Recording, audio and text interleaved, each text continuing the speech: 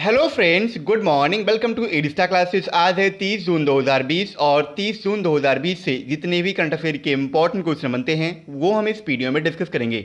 साथ ही मैं आपको हर एक क्वेश्चन से रिलेटेड इंपॉर्टेंट फैक्ट बताऊंगा, तो आप हमारा वीडियो पूरा और एंड तक ध्यान से देखिए। लास्ट में मैं आपसे क्वेश्चन पूछूंगा, आप उस क्वेश्चन का जवाब नीचे कमेंट बॉक्स में दे सकते हैं। साथ ही क्वेश्चन से जुड़ी इतनी भी जानकारी आपके पास अवेलेबल हो, आप उसे नीचे कमेंट बॉक्स में लिखा कीजिए ताकि आपका प्रॉपर तरीके से रिवीजन हो सके। अगर आपको हमारी ये वीडियो पसंद आए तो वीडियो को लाइक कीजिए। आपके पास जितने भी एजुकेशनल ग्रुप हैं आप उस ग्रुप में हमारे वीडियो को शेयर भी कीजिए और साथ ही हमारे चैनल एडी स्टार क्लासेस को सब्सक्राइब कीजिए। चलिए शुरू करते हैं आज का अपना सेशन और देखते हैं आज का हमारा पहला क्वेश्चन क्या है। आज का हमारा पहला क्वेश्चन है, हाल ही में राष्ट्रीय सांख्यिकी दिवस ये कब मनाया गया है। राष्ट्रीय सांख्यिकी दिवस यानी नेशनल स्टैटिस्टिक डे ये प्रत्येक वर्ष 29 जून को मनाया जाता है, यानी इस क्वेश्चन का ऑप्शन डी सही है, 29 जून। इंडियन गवर्नमेंट के द्वारा हर साल देश भर में 29 जून को प्रोफेसर प्रशांत चंद्र महालनोबिस की जयंती के उपलक्ष्य में राष्ट्रीय सांख्यिकी दिवस यानी नेशनल स्टैटिस्टिक्स डे मनाया जाता है। अब आपके माइंड में क्वेश्चन आएगा, आखिर राष्ट्रीय सांख्यिकी दिवस इसे मनाने का मेन पर्पज क्या है। तो सामाजिक आर्थिक योजना और नीति निर्माण में सांख्यिकी की भूमिका के बारे में युवाओं में जागरूकता बढ़ाना ये इस राष्ट्रीय सांख्यिकी दिवस का मेन पर्पस है। पहली बार 29 जून 2007 को राष्ट्रीय सांख्यिकी दिवस इंडिया में मनाया गया था बाय इंडियन गवर्नमेंट, और ये भारतीय सांख्यिकीविद यानी जिनके बारे में मैंने आपको बताया प्रोफेसर प्रशांत चंद्र महालनोबिस, ये भारतीय सांख्यिकीविद और प्रतिष्ठित वैज्ञानिक थे। इनका जन्म 29 जून 1893 में हुआ था, ये भी आपको याद रखना है, और ये योजना आयोग के मेंबर भी थे। इसके अलावा द्वितीय पंचवर्षीय योजना के लिए इन्होंने 2 सेक्टर इनपुट आउटपुट मॉडल भी लॉन्च किया था। इसके साथ ही दिसंबर 1931 में इन्होंने कोलकाता में भारतीय सांख्यिकी संस्थान की स्थापना भी की थी, और 1968 में इन्हें पद्म विभूषण, इसके अलावा 1944 में इन्हें ऑक्सफोर्ड यूनिवर्सिटी से बिल्डन मेमोरियल, और 1945 में इन्हें लंदन में fellow of the royal society से सम्मानित भी किया गया था। अब बात है राष्ट्रीय सांख्यिकी। तो वर्तमान समय सांख्यिकी और कार्यक्रम कार्यान्वयन मंत्रालय के राज्य मंत्री हैं राव इंद्रजीत सिंह। कौन है? राव इंद्रजीत सिंह। ये वर्तमान में केंद्रीय सांख्यिकी और कार्यक्रम कार्यान्वयन के मंत्रालय के मंत्री हैं, और ये जो मंत्रालय है सांख्यिकी और कार्यक्रम कार्यान्वयन मंत्रालय, इसकी स्थापना 15 अक्टूबर 1999 को की गई थी। ये भी आपको याद रखना है। आगे बढ़ते हैं। अगला हमारा क्वेश्चन है, कौन सा देश ड्रोन के माध्यम से टिड्डियों को नियंत्रित हाल ही में करने वाला पहला देश बना है। अभी आपको हाल ही पता होगा, आपने न्यूज़ में और मीडिया में ये ज़रूर सुना होगा लोकस्ट अटैक के बारे में, यानी टिड्डियों का जो अटैक हुआ है भारत में उसके बारे में।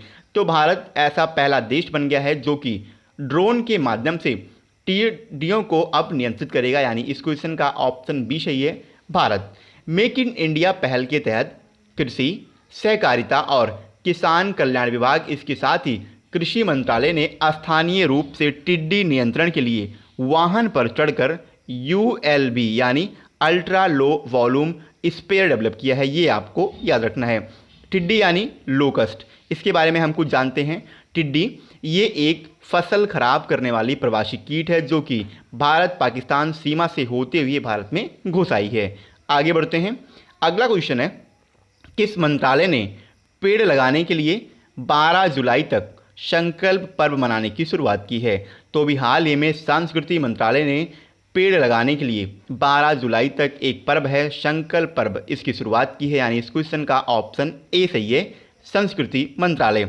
संस्कृति मंत्रालय के द्वारा 28 जून से लेकर के 12 जुलाई 2020 तक संकल्प पर्व मनाया जा रहा है, और ये इनिशिएटिव प्रधानमंत्री नरेंद्र मोदी के आह्वान पर स्टार्ट किया गया है। अब इसमें क्या है, तो इसमें अपने कार्यालय अथवा उसके आसपास या जहां भी संभव हो सके वहां कम से कम 5 पेड़ों को लगाया जाएगा, ताकि देश का स्वच्छ और स्वस्थ वातावरण सुनिश्चित किया जा सके। अब बात है संस्कृति मंत्रालय की। तो वर्तमान समय के हमारे केंद्रीय संस्कृति और पर्यटन मंत्री हैं प्रहलाद सिंह पटेल, ये भी आपको याद रखना है। आगे बढ़ते हैं। अगला क्वेश्चन है, माइकल मॉर्टिन को किस देश का नया प्रधानमंत्री नियुक्त किया गया है? माइकल मॉर्टिन, अभी इन्हें हाल ही में आयरलैंड का नया प्राइम मिनिस्टर अपॉइंट किया गया, यानी इस क्वेश्चन का ऑप्शन सी सही है, आयरलैंड। आयरलैंड के निचले सदन के द्वारा माइकल मॉर्टिन को अभी हाल ही में आयरलैंड का नया प्रधानमंत्री नियुक्त किया गया है और इस चुनाव में माइकल मॉर्टिन के पक्ष में 93 वोट, जबकि इनके अगेंस्ट में 63 और 3 ऐसे वोट क्षेत्र हैं जिन पे मतदान भी नहीं हुआ है। अब बात आई है आयरलैंड की, तो आयरलैंड की कैपिटल डबलिन है, आयरलैंड की करेंसी यूरो है और आयरलैंड के वर्तमान समय के प्राइम मिनिस्टर तो यही हैं माइकल मॉर्टिन और आयरलैंड के वर्तमान समय के प्रेसिडेंट है माइकल डी हिंगिस। कौन है? Michael D Hingis. आगे बढ़ते हैं, नेक्स्ट क्वेश्चन है, किस भारतीय अंपायर को आईसीसी के एलीट पैनल में शामिल किया गया है? अभी हाल ही में नितिन मेनन को आईसीसी के एलीट पैनल में शामिल किया गया, यानी इस क्वेश्चन का ऑप्शन बी सही है, नितिन मेनन। इन्हें यानी नितिन मेनन को आगामी 2020-21 सत्र के लिए एथलीट जो यहाँ का पैनल है आईसीसी का, जिसे एलीट पैनल भी कहते हैं, इसी में अभी शामिल किया गया है और इन्हें इंग्लैंड के एम्पायर हैं निगेल लॉन्ग, इन्हीं निगेल लॉन्ग के स्थान पर इस आईसीसी के एलीट पैनल में शामिल किया गया है। इसके अलावा आपको ये भी याद रखना है, मेनन इससे पहले अमीरात ICC international panel of umpires के हिस्सा भी रह चुके हैं और इन्हें 3 टेस्ट, इसके अलावा 24 ओडीआई और 16 टी20 मैच का अनुभव भी है।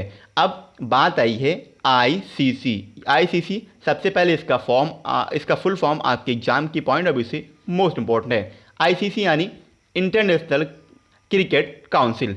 आईसीसी की स्थापना 1909 में हुई थी। आईसीसी का हेडक्वार्टर दुबई में है और आईसीसी के वर्तमान समय के सीईओ हैं मनु शाहनी और आईसीसी के वर्तमान समय के चेयरमैन हैं शशांक मनोहर, ये भी आपको याद रखना है। इसके अलावा एक फैक्ट यहाँ से और बनता है, पूर्व कैप्टन थे श्रीनिवास वेंकट राघवन और सुंदरम रवि, इन दोनों के बाद तीसरे भारतीय बन चुके हैं नितिन मेनन, जिन्हें आईसीसी के एलीट पैनल में शामिल किया गया है। आगे बढ़ते हैं, अगला क्वेश्चन है, किसे मध्य प्रदेश के राज्यपाल का अतिरिक्त प्रभार सौंपा गया है? अभी हाल ही में उत्तर प्रदेश की गवर्नर हैं आनंदीबेन पटेल, इन्हें मध्य प्रदेश के राज्यपाल का अतिरिक्त प्रभार सौंपा गया, यानी इस क्वेश्चन का ऑप्शन ए सही है, आनंदीबेन पटेल। मैंने आपसे बोला उत्तर प्रदेश की राज्यपाल हैं और अब ये मध्य प्रदेश के राज्यपाल का अतिरिक्त प्रभार संभालेंगी। ऐसा क्यों?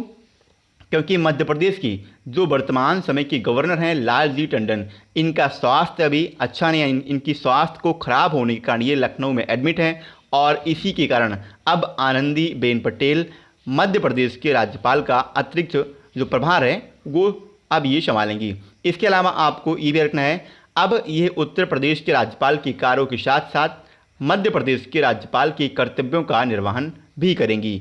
आगे बढ़ते हैं, अगला क्वेश्चन है, संयुक्त राष्ट्र ने किस राज्य की स्वास्थ्य मंत्री के शैलजा को सम्मानित किया है? के शैलजा ये केरला की स्वास्थ्य मंत्री हैं, यानी इस क्वेश्चन का ऑप्शन बी सही है, केरल। और इन्हें यूनाइटेड नेशन ने अब हाल ही में इन्हें एक अवार्ड से सम्मानित किया गया है, यानी इस क्वेश्चन का ऑप्शन बी सही है। ऐसा क्यों? सबसे पहले आपको याद रखना है कि इन्होंने राज्य में कोरोना वायरस महामारी से निपटने के लिए किए गए प्रयासों के तहत सम्मानित किया जाएगा और साथ ही शैलजा को राज्यों में मृत्यु दर पर कंट्रोल रखने के प्रयासों के तहत इस अवार्ड से सम्मानित किया गया है। केरल में कोविड-19 का भारत का पहला केस आया था, ये फैक्ट आपको याद रखना है। आपकी एग्जाम से ये क्वेश्चन मोस्ट इंपॉर्टेंट है कि भारत में पहला कोविड-19 का केस कौन से स्टेट से दर्ज किया गया है? तो पहला ऐसा केरल स्टेट है जहां पे कोविड-19 का भारत में केस देखा गया है। अब बात है केरल की, तो केरल की कैपिटल तिरुवनंतपुरम है। केरल के वर्तमान समय के मुख्यमंत्री हैं पिनरई विजयन और केरल के वर्तमान समय के गवर्नर हैं आरिफ मोहम्मद खान। इसके अलावा जब भी बात आती है केरल की, मैं आपको हमेशा बताता हूँ केरल में है पेरियार वन्यजीव अभ्यारण्य और शांत घाटी, और जब भी बात आए शांत घाटी की तो आपके माइंड में ऑटोमेटिक आना चाहिए कि फूलों की घाटी। शांत घाटी ये केरल में है, जबकि फूलों की घाटी ये उत्तराखंड में है, ये भी आपको याद रखना है। इसके अलावा बात है संयुक्त राष्ट्र की, यानी यूनाइटेड नेशन की। इसकी स्थापना 24 अक्टूबर 1945 को हुई थी। इसका हेडक्वार्टर न्यूयॉर्क में है और यूएन के वर्तमान समय के अध्यक्ष हैं एंटोनियो गुटेरस। आगे बढ़ते हैं। अगला क्वेश्चन है, किस सेना ने एंटी टॉर्पीडो डिकाय सिस्टम मारीच को अपने बेड़े में शामिल किया है? तो अभी हाल ही में भारतीय नौसेना ने एक एंटी टॉर्पीडो डिकाय सिस्टम मारीच को अपने बेड़े में शामिल किया। यानी इस क्वेश्चन का ऑप्शन ए सही है, नौसेना यानी इंडियन नेवी। इस सिस्टम को DRDO यानी डिफेंस रिसर्च डेवलपमेंट ऑर्गेनाइजेशन के द्वारा डेवलप किया गया है, ये भी आपको याद रखना है। अब इसका उद्देश्य क्या है मारीच का? तो जो मारीच है ये आने वाले टारपीडो का पता लगाएगा, इसके साथ ही उनकी एग्जैक्ट जो लोकेशन है उसके बारे में जानकारी देगा और उनको यानी इनके जो असर हैं उनके असर को कम करने में सक्षम बनाएगा मारीच, ये आपको याद रखना है। अब बात है नौसेना की यानी भारतीय नौसेना। तो वर्तमान समय के इंडियन नेवी के चीफ हैं एडमिरल करमबीर सिंह। इसके अलावा बात आई है DRDO की। तो DRDO सबसे पहले इसका full form defence research and development organisation. इसकी स्थापना 1958 को हुई थी। इसका हेडक्वार्टर नई दिल्ली में है और DRDO के वर्तमान समय के अध्यक्ष हैं G सतीश रेड्डी। इसके अलावा DRDO का मोटो मोस्ट इंपॉर्टेंट है। तो DRDO का मोटो संस्कृत में अलग है और हिंदी में और इंग्लिश में अलग है। तो संस्कृत में जो उसका मोटो है वो है वलस्य मूलम विज्ञानम, जबकि इसी का जो इंग्लिश में अनुवाद है वो है strength origin is in science. आगे बढ़ते हैं। अगला क्वेश्चन है, पंजाब की पहली महिला मुख्य सचिव कौन नियुक्त हुई हैं? तो अभी हाल ही में बिनी महाजन ये पंजाब की पहली महिला मुख्य सचिव अपॉइंट हो चुकी हैं। यानी इस क्वेश्चन का ऑप्शन सी सही है, बिनी महाजन। ये 1987 बैच की एक IAS ऑफिसर हैं, ये आपको याद रखना है। इसके अलावा ये करण अवतार सिंह की जगह लेंगी और करण अवतार सिंह ये अब शासन सुधार और लोक शिकायत के विशेष मुख्य सचिव अपॉइंट किए गए हैं। इसके अलावा ये 1995 में यानी बिनी महाजन 1995 में पंजाब में उपायुक्त यानी DC के रूप में तैनात होने वाली पहली महिला अधिकारी भी बनी थी। अब बात आई है पंजाब की। तो पंजाब की कैपिटल चंडीगढ़ है और चंडीगढ़ एक UT है, ये भी आपको याद रखना है। और चंडीगढ़ ये हरियाणा, पंजाब और जो एक ये स्वयं में UT है, इन तीनों की कैपिटल है चंडीगढ़। ये फैक्ट आपको याद रखने हैं। इसके अलावा पंजाब के वर्तमान समय के मुख्यमंत्री हैं कैप्टन अमरिंदर सिंह और पंजाब के वर्तमान समय के गवर्नर हैं BP सिंह बदनौर। आगे बढ़ते हैं। अगला क्वेश्चन है, फ़ोन पे ने UPI मल्टी बैंक मॉडल के लिए किस बैंक के साथ समझौता किया है? तो अभी हाल ही में फ़ोन पे ने ICICI बैंक के साथ एक UPI मल्टी बैंक मॉडल के लिए समझौता किया है। यानी इस क्वेश्चन का ऑप्शन बी सही है, ICICI। इस साझेदारी के जरिए फ़ोन पे अपने उपयोगकर्ताओं यानी कस्टमर्स को फ़ोन पे पर ICICI और इसके साथ ही यस बैंक के हैंडल के साथ कई UPI ID बनाने और उपयोग करने की सुविधा अब प्रदान करेगा फ़ोन पे, ये आपको याद रखना है। और इससे फ़ायदा क्या होगा? तो इससे सभी के लिए पेमेंट इजी, सेफ और सुलभ हो जाएगा। अब बात है फ़ोन पे की। तो फ़ोन पे इसकी स्थापना दिसंबर 2015 में हुई थी, ये आपको याद रखना है। फ़ोन पे इसका हेडक्वार्टर बेंगलोर में है और फ़ोन पे के वर्तमान समय के CEO हैं शमीर निगम। आगे बढ़ते हैं। लास्ट टाइम मैंने आपसे क्वेश्चन किया था, FATF ने किस देश को ग्रे सूची में बनाए रखने की घोषणा की है? इस क्वेश्चन का ऑप्शन ए सही था, पाकिस्तान, और लगभग सभी बच्चों ने इसका सही आंसर दिया। मैं आपसे एक बार फिर कहता हूँ, आपको क्वेश्चन के बारे में जितनी भी जानकारी पता है आप उसे नीचे कमेंट बॉक्स में लिखा कीजिए। चलिए आगे बढ़ते हैं, देखते हैं आज का हमारा क्वेश्चन क्या है। आज का हमारा क्वेश्चन है, स्विस नेशनल बैंक द्वारा जारी एनुअल बैंकिंग स्टैटिस्टिक्स 2019 में कौन शीर्ष पर रहा है? क्वेश्चन के 4 ऑप्शन हैं, अमेरिका, ब्रिटेन, वेस्ट इंडीज़ और स्विट्जरलैंड।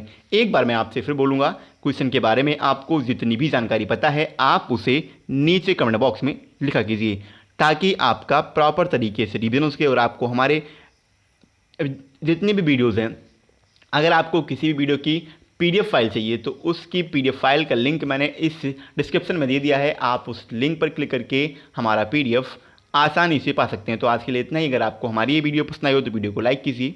जय हिंद।